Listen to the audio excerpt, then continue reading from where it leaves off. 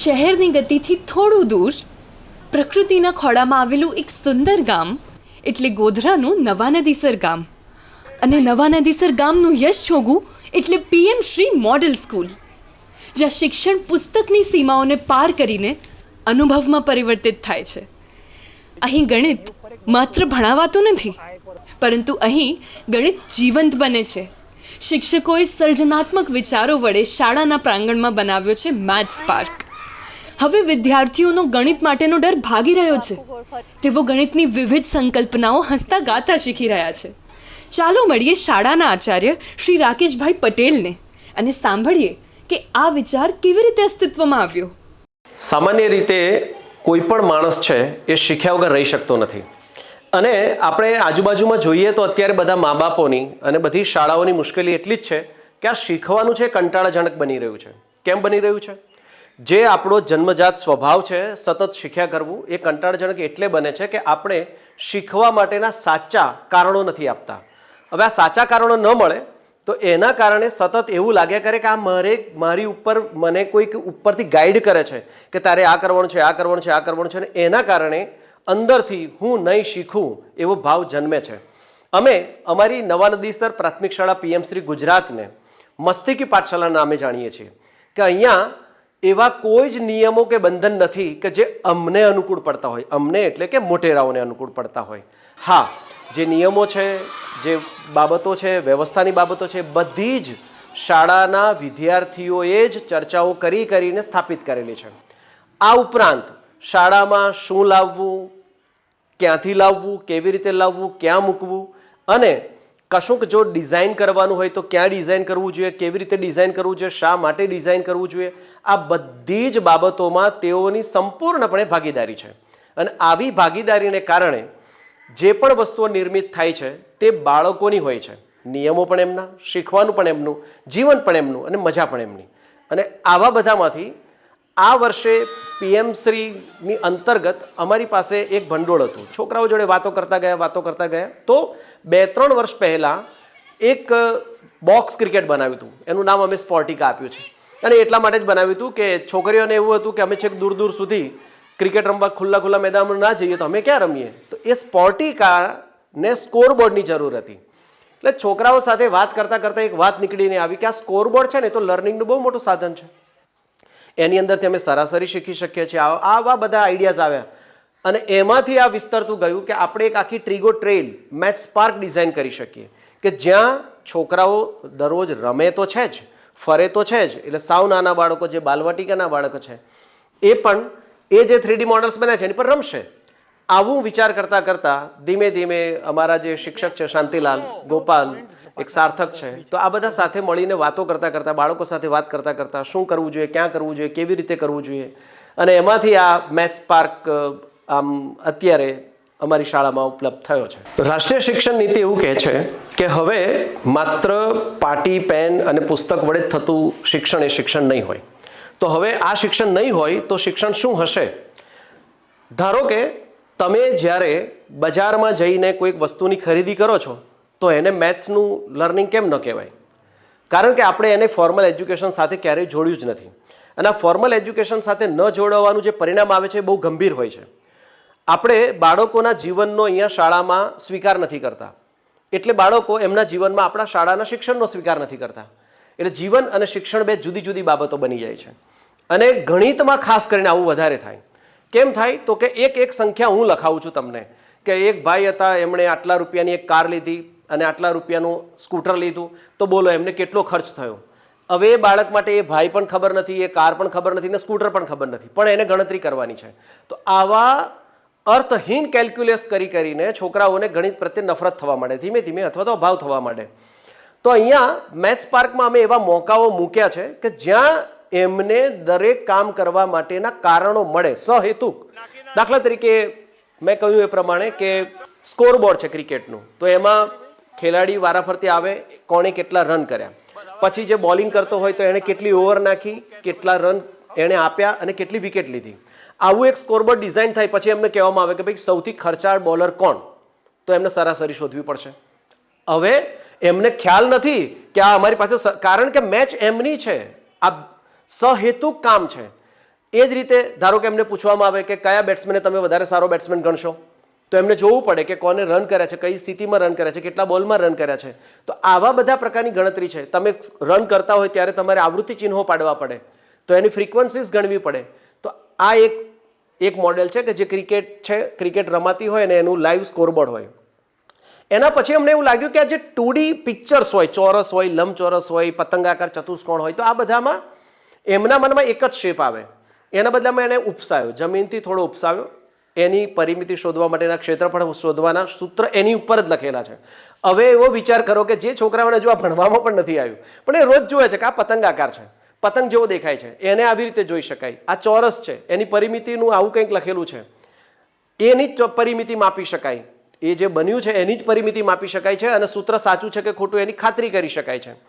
એંગલમેન બનાવ્યો છે કે જુદા જુદા પ્રકારના આકારો છે, કે ષટકોણ છે, કે અષ્ટકોણ છે, કે પંચકોણ છે, તો એના ખૂણાઓ કેટલા હોય, બાજુઓ કેટલી હોય. હવે આપણે આમ ચિત્રમાં જ જોઈએ છે, એના બદલે અમે લોખંડની એની કડી છે, તો આ આંખ બંધ કરીને ચેક કરો કે ભાઈ કેટલી વાર ખટકે છે, ખટક ખટક ખટક, તો એટલી વાર ગણે, ઓ 8 એંગલ વાળું છે આ કંઈક.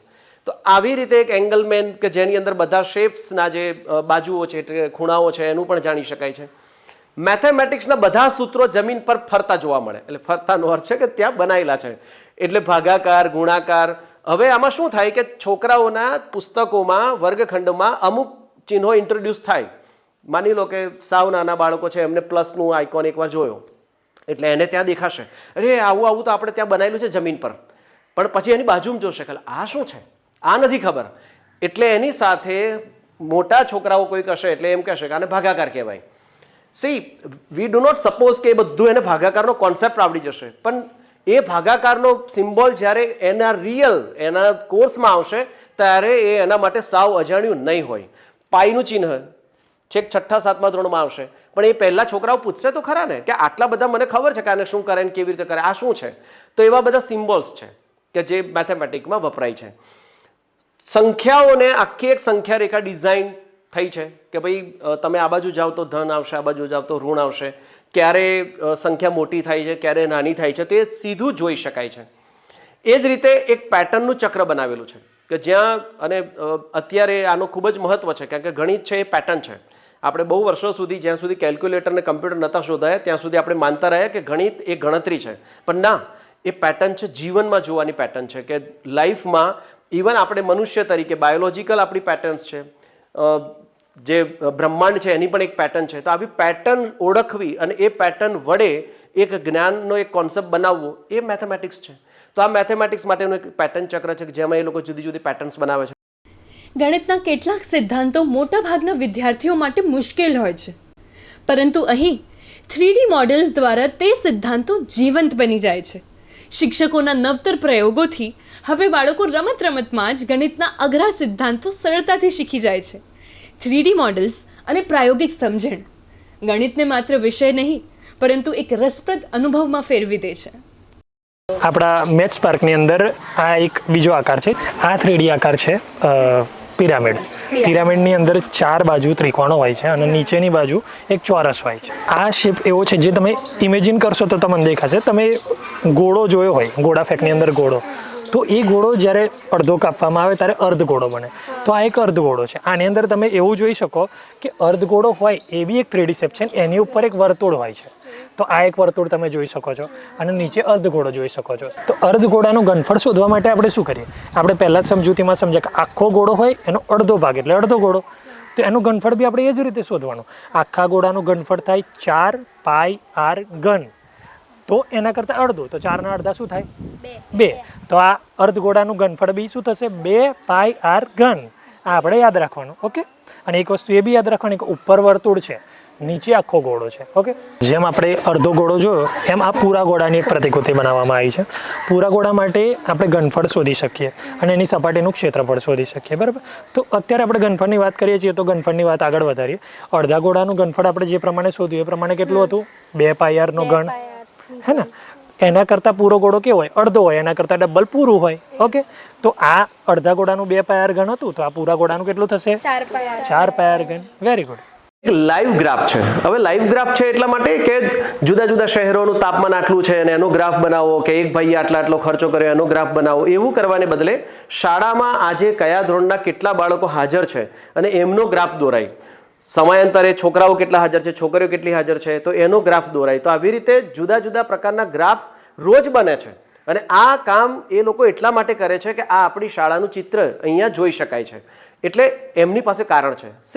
અગત્યનું એ નથી કે એ લોકો ગ્રાફ દોરે છે, અગત્યનું એ છે કે નાવ ધે નો કે આ કામ છે ને એટલે આપણે ગ્રાફ દોરવું પડે. જ્યારે આંકડાઓ વડે સરખામણી કરીએ છીએ ત્યારે આપણા માટે કેલ્ક્યુલેશન કરવી, સમજવું બહુ મુશ્કેલ પડે છે. જ્યારે ગ્રાફમાં જ્યારે એ વસ્તુ આવી જાય છે, જ્યારે ડિઝાઇનમાં આવે છે, તો આપણે સહેલાઈથી કરી શકીએ છીએ કે કયામાં છોકરા ઓછા છે, કયામાં વધારે છે, કયા બે ધોરણમાં સરખા છે. આવું જોઈ શકવા માટેના એમની પાસે કારણો હોય છે. આ ઉપરાંત એક મિસકોન્સેપ્ટ ઘણા બધાને હોય કે તમે છોકરાઓને પૂછો કે શું વધારે છે, 100 સેન્ટીમીટર કે 1 મીટર કે 2 મીટર, તો તરત જ એને પેલો 100નો આંકડો મોટો દેખાય. તો એ સમજાવવા માટે અમે શું કર્યું છે કે એક જ સરખી નાની નાની આમ જે બાર કહેવાય ને એવા બનાવી દીધા નીચે, અને બધાની લંબાઈ સરખી છે પણ બધા પર માપ જુદું જુદું લખ્યું છે. એટલે એક પર સેન્ટીમીટરમાં લખ્યું, એક પર મિલીમીટરમાં લખ્યું, એક પર કિલોમીટરમાં લખ્યું, પોઈન્ટ્સમાં.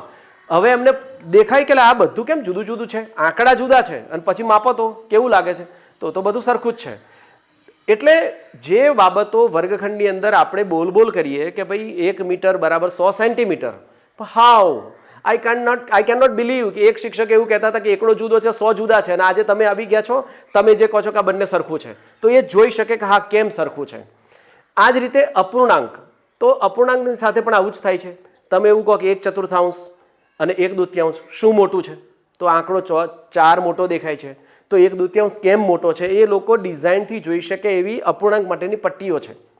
એટલે એ ત્યાંથી જોઈ શકે કે ભાઈ 1/2 કહો અને 1/4 કહો ત્યારે આટલો ફરક પડે છે. ઇન્ક્લુડિંગ 1/4 અને 2/8 આ બંને સરખ્યું જ છે એવું પણ એ લોકો જોઈ શકે એક જ હરોળમાં. તેવી રીતે અપૂર્ણાંકની ડિઝાઇન કરેલી છે. આ ઉપરાંત જે એનું જે ભોંયતળિયું છે એની ઉપર જુદા જુદા પ્રકારે ગણતરીઓ એમને જાતે કરવી પડે, જેને મોડર્ન સાપ સીડી એવું કહી શકીએ કે જેમાં +2 -3 એવું લખી દઈએ તો જેમ સાપ ગળે કે સીડીથી ચડે એવું નહીં, પણ +2 લખ્યા છે તાર 2 અંક આગળ જતું રહેવાનું. -3 છે મતલબ પાછો જા ભાઈ, એ સાપ ગળી ગયો જ કહેવાય. અને સાવ નાના છોકરાઓને કૂદવાનું ગમે તો 1 પર કરો, પછી 2 અને 3 પર, એટલે 6 થતા હોય, ગુણાકાર 6 થતો હોય એ 2 અંક પર પગ મૂક, તો એવા કૂદકા મારવાનું થાય. એવું એક ફ્લોરિંગનું કરેલું છે.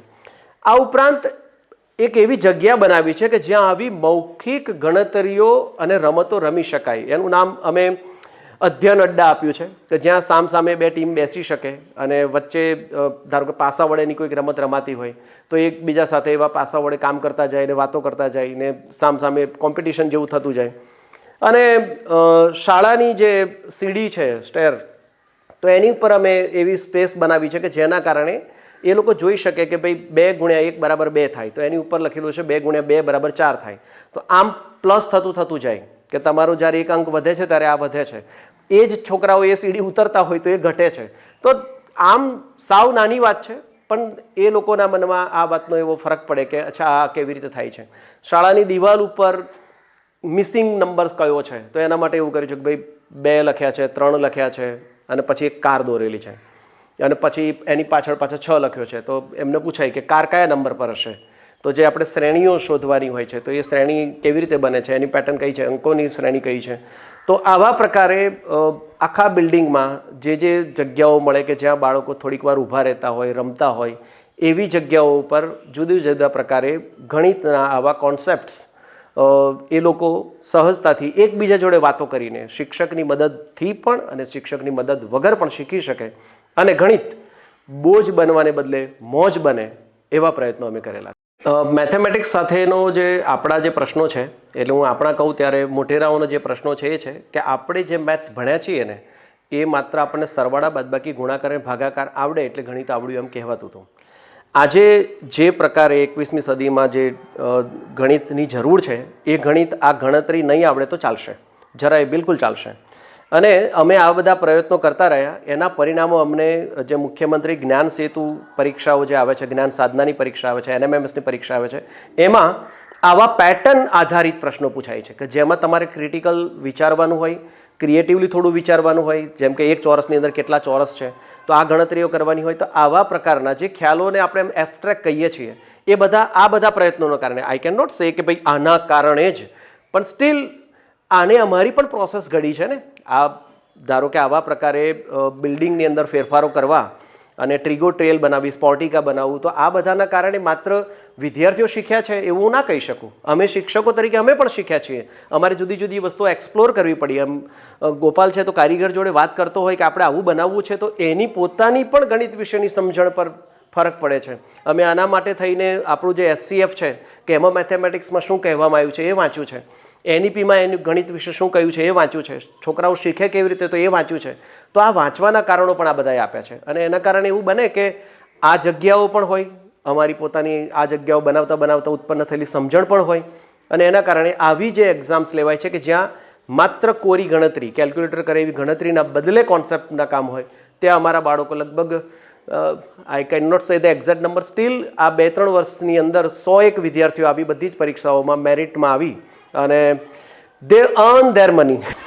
જો હું ક્લાસમાં જે કોઈ પણ મુદ્દો ટીચર ભણાવતા હોય તો તે મુદ્દો મને સારી રીતે સમજમાં ના આવ્યો હોય, બરાબર, તો હું તે પિરિયડ પૂરો થાય અથવા જે રિસેસનો સમય હોય ત્યારે હું અહીંયા મેથ્સ પાર્કમાં આવું અને તે મુદ્દો સમજું. તેથી મને તે મુદ્દો સરળતાથી આવડી જાય. અમારી નવાનંદીસર પ્રાથમિક શાળા PM શ્રી ગુજરાતના વિદ્યાર્થીઓ છેલ્લા 3 વર્ષની અંદર મુખ્યમંત્રી જ્ઞાન સેતુ પરીક્ષા હોય, મુખ્યમંત્રી જ્ઞાન સાધના પરીક્ષા હોય, નેશનલ મેરિટની NMMSની પરીક્ષા હોય, તો આવી બધી પરીક્ષાઓની અંદર મેરિટમાં આવે છે અને એ બધી જ સ્કોલરશીપ એ મેળવે છે. અને તેઓ પોતાનું 12મા ધોરણ સુધીનું શિક્ષણ સારી રીતે મેળવી શકે એમની જાતે જ એમણે સિક્યોર કરી લીધું છે. અમારી શાળાની જ્યારે શરૂઆત થઈ હતી ત્યારે મોટાભાગે એવું થાય કે છોકરાઓ 5 સુધી ભણે, 6 સુધી ભણે, એટલે મેક્ઝિમમ અહીંયા શાળા હોય ત્યાં સુધી ભણશું, પછી નહીં ભણીએ. એના બદલે હવે ધીમે ધીમે એવો ટ્રેન્ડ આવ્યો છે. એટલે જે આર્ટ્સ કરે પછી એના આધાર પર કોઈ જોબ મેળવે. હવે સાયન્સ લેવાનું, જેમ કે અમારા ગામમાંથી એક છોકરો એન્જિનિયર થયો, આવી રીતે મેથેમેટિક્સના એના સ્પાર્ક હતા તો એન્જિનિયર થયો. એક અત્યારે હરિયાણાની કોઈક બીજી યુનિવર્સિટીમાં, આઈ ફોરગોટ ધ નેમ, તો ત્યાં એન્જિનિયરિંગ કરી રહ્યો છે. ટૂંકમાં એન્જિનિયરિંગવાળા છોકરાઓ પણ ઊભા થયા છે. સાયન્સ લેવાવાળી ઘણી બધી છોકરીઓ, આ જ વર્ષેનું ઉદાહરણ આપું તમને કે 5 છોકરીઓ એક સાથે સાયન્સ લે અને તે પાછું અહીંયાથી દૂર ભણવા જવાનું એવી સ્થિતિ હોવા છતાં પણ સાયન્સ લે. અને આવા નાનકડા ગામમાંથી સાયન્સ લઈને આવું મારે કરવું છે, તો એવા કામ કરનારા છોકરાઓ જે છે એ અમને મળી રહ્યા છે. અને મજેદાર વાત એ પણ છે કે એન્જિનિયર થઈને એમને કોઈ નાનકડી જોબ નથી કરવી. They want to build something. જેમ કે અહીંયાથી જે અહીંયા એન્જિનિયરિંગ ને બધું કર્યા હોય અને એના જે કોન્ટ્રાક્ટ હોય, તો આપણું જે એકતાનગર છે તો એનું રેલવે સ્ટેશન છે, તો એમનો સબ કોન્ટ્રાક્ટ છે એ અમારા છોકરાઓ લીધેલો છે. તો ધેટ્સ ઇટ કે ભાઈ એના પ્રાણી સંગ્રહાલય છે તેની ડિઝાઇનિંગ, એનું બનાવવાનું, આ બધું જ કામ અહીંના છોકરાઓએ કર્યું છે. તો એ લોકો માત્ર જોબ સીકર નથી, દે આર જોબ ગીવર, કે અમે આવા કામ કરીશું. મતલબ સમ એમાઉન્ટ મળી ગઈ ને પછી અમે વી આર હેપી નહીં, દે વોન્ટ બિલ્ડ સમથિંગ. તો એવા પ્રકારના કામમાં એમને બહુ રસ પડે છે. એ જુદી વાત છે કે અમે એમ કયા કરીએ છીએ નોકરી લઈ લો ને, પણ દે ડોન્ટ કે ના ના અમે આવી રીતે કામ કરવું છે ને અમને અમારી ફ્રીડમ પણ મળે ને આવા જુદા જુદા પ્રકારના ચેલેન્જીસ મળતા રહે, તો એવા કામ કરે છે. તો એ જગ્યા પર અમને એવું લાગે કે એક શાળા તરીકે કરેલી અમે પ્રોસેસ બરાબર છે. જ્યારે થિયોરી વિઝ્યુઅલાઇઝેશન સાથે જોડાય ત્યારે સમજ વધુ મજબૂત બને છે. ત્રિઆયામી આકારો જે પહેલાં માત્ર પુસ્તકમાં હતા તે હવે બાળકોના અનુભવનો ભાગ બની ગયા છે. અહીં મેથ્સ પાર્કમાં બાળકો જ્યારે કોઈ આકારને સ્પર્શે છે ત્યારે તે માત્ર જોઈ નથી રહ્યા, પરંતુ તે શીખી પણ રહ્યા છે. જ્યારે સંખ્યાઓ દ્રશ્યમાં પરિવર્તિત થાય છે ત્યારે ગણિત સરળ બની જાય છે.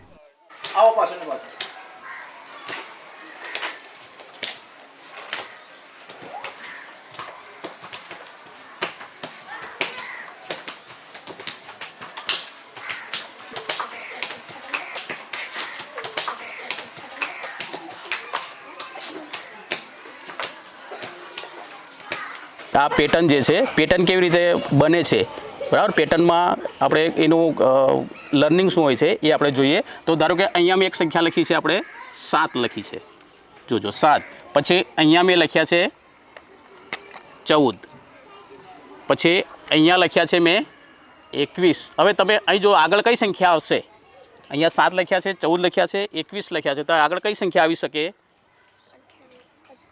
હા, કઈ આવશે? 28 આવશે. ઓકે, તો આપણે લખ્યા છે અહીંયા 28. ઓકે, હવે આ કેવી રીતે કેમ એ સંખ્યા આપણે 27 ના લખ્યા, 25 ના લખ્યા અને કેમ 28 લખ્યા? તો અહીંથી આપણે જોઈશું તો આપણે ખ્યાલ આવશે. 7 છે તમે કેટલા ઉમેર્યા છે? તો 14 થયા, તો 7 ઉમેર્યા છે. હવે ફરીથી આપણે જોઈએ તો અહીંયા આપણે 20 ના લખ્યા નથી, આપણે 21 લખ્યા છે. કેમ? તો 14માં બીજા 7 ઉમેરીએ તો 21 થાય છે, પછી 21માં 7 ઉમેરીએ તો 28 થાય છે. એટલે અહીંયા આપણે આ પેટર્ન આવી રીતે બનતી હોય છે, બરાબર. એમાં પેટર્નમાં ઓછા કરવાની પણ પેટર્ન હોય છે, આ પેટર્ન છે એમાં ઉમેરવાની પેટર્ન છે. તો આવી રીતે આપણે પેટર્ન બનાવી શકીએ છીએ, બરાબર. ઓકે, હવે આ જ 2 પેટર્ન આપણે જોઈ છે, એ રીતે બીજી કોણ પેટર્ન બનાવી શકશે? જેને સમજ પડી હોય તે બનાવી શકશે. ઓકે ઓકે, તું બનાવતો બધા જોજો, આપણે જો એની મદદ કરવાની છે આપણે. અહીંયા 15 છે, અહીંયા હું આગળ 15 20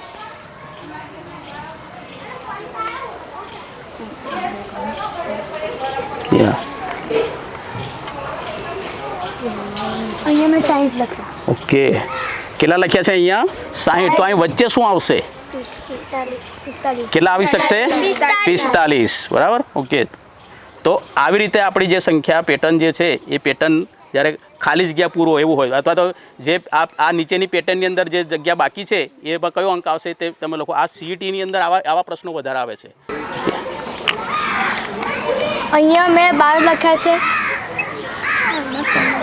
અહીંયા 24 અને અહીંયા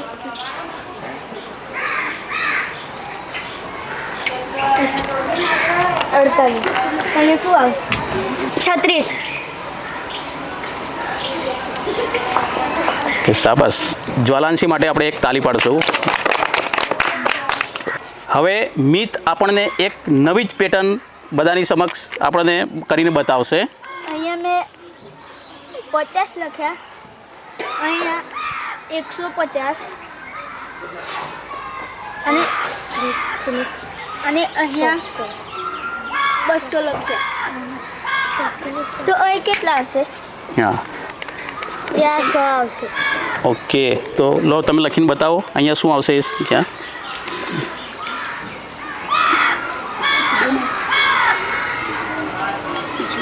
ઓકે, ચાલો સીમિત માટે આપણે એક તાલી પાડીશું. શાબાશ, બરાબર.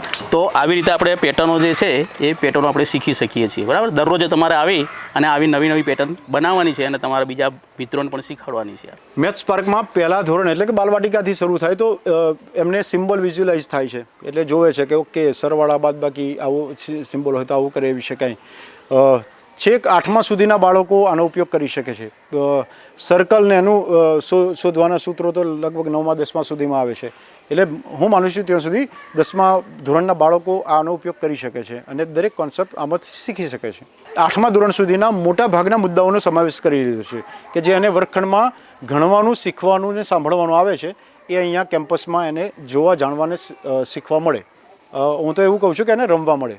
તો લંબાઈના જુદા જુદા એકમો છે, એમાં આપણે અહીંયા 3 એકમો આપણે સમજવાના છે. એ સમજવા માટેનો આપણે એક એક્ટિવિટીઝ બનાવી છે. હવે અહીંયા વાદળી કલરમાં તમે જોઈશો તો સૌથી નાનો એકમ, લંબાઈનો સૌથી નાનો એકમ તો એ મિલીમીટર છે. તો અહીંયા જો આ માપ છે 1000 મિલીમીટર ભેગા કરીએ આપણે, બરાબર, ત્યારે 1 મીટર થાય, બરાબર.